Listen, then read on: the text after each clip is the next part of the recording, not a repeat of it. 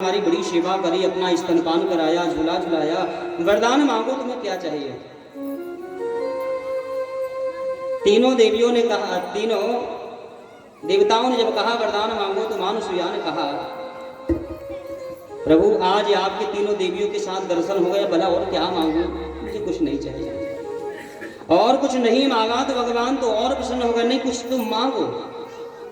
तब अनुसुईया ने कहा ना इच्छा तो कुछ नहीं है, पर हाँ जब तुम बेटे बनकर के मेरी गोद में खेल रहे थे ना, तब मेरी इच्छा थी कि काश आप जिंदगी भर मेरे बेटे बने रहते और मैं आपको ऐसे ही झूला झुलाते रहते।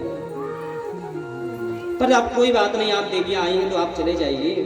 तो तीनों देवताओं ने आशीर्वाद दिया, ये अवसर जरूर मिलेगा, हम तीनों देवता ही अपने अपने अंश से तुम्हारे घर पुत्र बनकर के हमेशा ले आ जाएंगे। और आशीर्वाद दे करके भगवान गए हैं और इधर वापिस आई हैं देवियां। और समयानुसार तीनों देवता ही अपने अपने अंश से अनुसुईया के यहाँ पुत्र बनकर के अवतार ले रहे हैं। भगवान ब्रह्मा ने चंद्रमा के रूप में अवतार लिया, भगवान विष्णु ने दत्तात्रेय रूप में अवतार लिया और भगवान शिव ने दुर्वासा के रूप में इनके यहाँ अवतार लिया है। देखिए इस कथा में मां अनुसुईया को महान पतिव्रता स्त्री बताया, तो क्या तीनों देवियां पतिव्रता नहीं थी? मां अनुसुईया एक साधारण स्त्री है पृथ्वी की, और ये तीनों देवियां जगत की जननी हैं। ऐसा नहीं है कि मां अनुसुईया तीनों देवियों से ज्यादा पतिव्रता है, लेकिन ये लीला भगवान ने क्यों किया?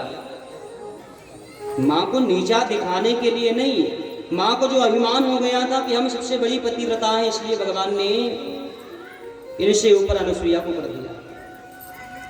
केवल अहंकार को तोड़ने के लिए, ना कि तीनों देवियों से बढ़कर अनुसुईया। अनुसुईया मां तो अनुसुईया है, पतिव्रता धर्म का प्रभाव उनका है, लेकिन तीनों देवियां भी कम नहीं है। केवल उनके अभिमान को तोड़ने के लिए लीला भगवान ने करी है। और अनुसुईया का प्रसंग सुनाया और उसके बाद आगे बची हुई कन्याओं का वंश वर्णन सुनाया। जो श्रद्धा नाम की कन्या है, अंगिरा ऋषि को ब्याही गई थी, इनके यहाँ 4 कन्या और 2 बेटे हुए, उदत्त और बृहस्पति नाम के 2 बेटे। उसके बाद जो हवीरबू नाम की कन्या थी, जो पुलस्त ऋषि को ब्याही गई, इनके यहाँ 2 बेटे हुए, एक नाम था विशर्वा और एक था अगस्त। उसके बाद पुलह नाम के जो ऋषि हैं, इनको गति नाम की कन्या गई थी, इनके यहाँ 3 पुत्र उत्पन्न हुए। इस प्रकार 9 कन्याओं का आगे वंश वर्णन सुनाया है।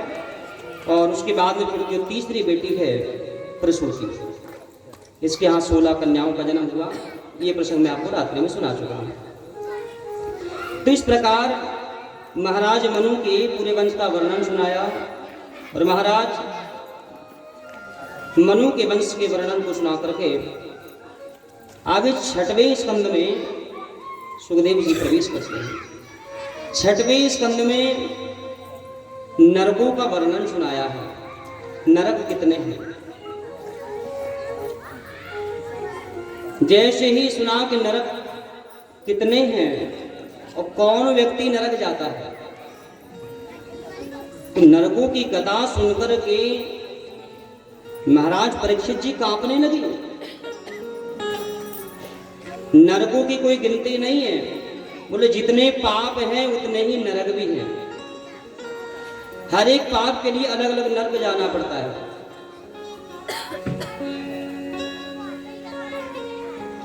जो व्यक्ति मांस खाता है, जो व्यक्ति जीव हत्या करके मांस का भक्षण करता है, उसको रौरव नाम के नरक में डाला जाता है।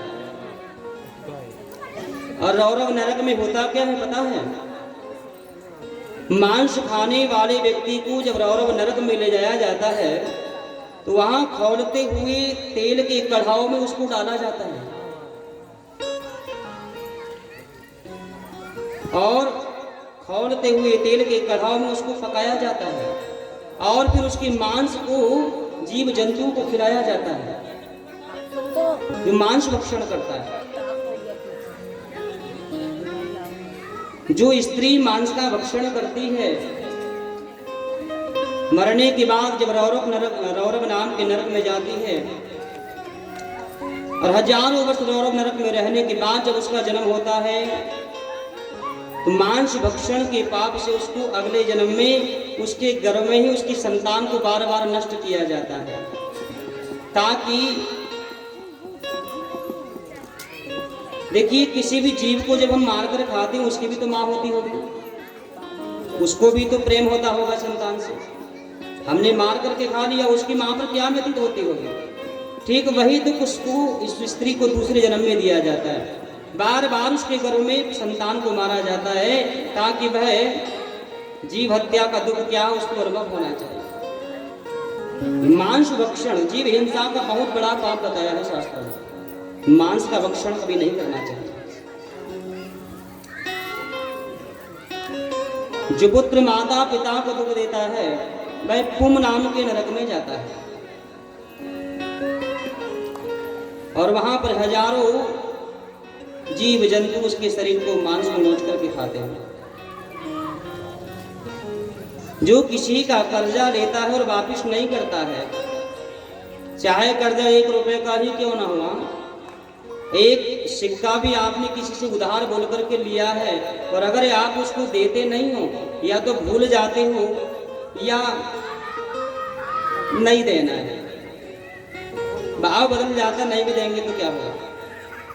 लेकिन याद रखिए किसी से कर्जा आपने लिया और उसको आपने दिया नहीं है। 6ठे स्कंद में बाबा वेद व्यास जी ने लिखा है जो कर्जा लेके मरता है और देता नहीं है तो मरने के बाद जब उसको नरक ले जाया जाता है शालमणि नाम के वृक्ष के नीचे। शालमणि नाम का एक नरक है, एक पेड़ है शालमणि। गरुड़ पुराण में इसका विस्तार से वर्णन आया है। उस पेड़ के इतने पैने पत्ते होते हैं तलवार की धार के समान, और उस पेड़ के नीचे ले जाकर के उस जीव को बिठा दिया जाता है। जब पत्ते उसके शरीर पर गिरते हैं तलवार की धार के समान पत्ते होते हैं, उसके शरीर के अंग कट जाते हैं और उस जीव को तब तक वहां रखा जाता है जब तक कर्जा देने वाला मर करके वहां न जाए। उसके लिए भले ही हजारों साल लग जाए उसको, और जब वो वहां जाता है कर्जा देने वाला तो वहां जो यमदूत होते हैं वह जितना कर्जा आपने लिया है उस कर्जे के बदले आपके शरीर का मांस काट करके नाप करके दिया जाता है कि जितना धन लिया था उतना ही नाप करके मांस उसको दे करके कर्जा को पूर्ण किया जाता है। इसलिए कर्ज कभी किसी का न रखिए, चाहे 1 रुपए का ही क्यों ना हो, क्योंकि ऊपर लिखने वाला जो है सारे हिसाब किताब लिखता है, हम भले भूल जाए। इसलिए कर्ज कभी नहीं, चाहे किसी का भी हो, कर्ज कभी नहीं। और शास्त्रों में तो यहाँ तक बताया है अगर पिता ने कर्जा लिया, समय पर चुका नहीं पाया और मृत्यु हो गई, पिता मर जाए, अब मरा हुआ व्यक्ति तो वापिस नहीं आ सकता ना कर्जा लेने। उस समय उसके पुत्र का कर्तव्य है पुत्र को अपने पिता का कर्जा मुक्त करना चाहिए, अन्यथा पुत्र भी उस कर्जे का भागीदार होता है। क्यों? क्योंकि पिता की संपत्ति का उपयोग तो पुत्र ही करता है ना। इसीलिए अगर पिता अचानक कर्ज लेकर के मर जाए तो पुत्र को पिता का कर्ज चुकाना चाहिए। इस प्रकार नरकों का बहुत वर्णन किया है आगे। जितने पाप हैं उतने ही नरक भी हैं, और इसमें 21 नरक मुख्य बताए गए हैं। रौरव, महारौरव, शालमणि, कुंभीपाक, अशीपत्र, बैतरणी, ऐसे 21 नरक मुख्य बताए हैं। बाकी छोटे बड़ी सब मिलाकर के कहते हैं 84 लाख नरक हैं। और नरकों की जब कथा सुना तो परीक्षित जी कांपने लगे। परीक्षित को लगा कि भैया जो पाप करता है वो नरक जाता है, और मैंने भी एक पाप किया है, संत के गले में मरा सर्प डाला है, लगता है मुझे भी नरक जाना पड़ेगा। कांपने लगे, और जब कांपने लगे तो सुखदेव जी ने कहा राजन घबराओ मत, व्यक्ति जीवन भर पाप करे, जीवन भर पाप करे फिर भी नरक जाने से बच सकता है। एक उपाय है। बोले उपाय क्या है? उपाय ये है जो राम का नाम स्मरण कर लेता है उसके सारे पाप राम नाम जप करने से समाप्त हो जाते हैं। कुछ पाप ऐसे होते हैं जो जानबूझ करके करते हैं मनुष्य, कुछ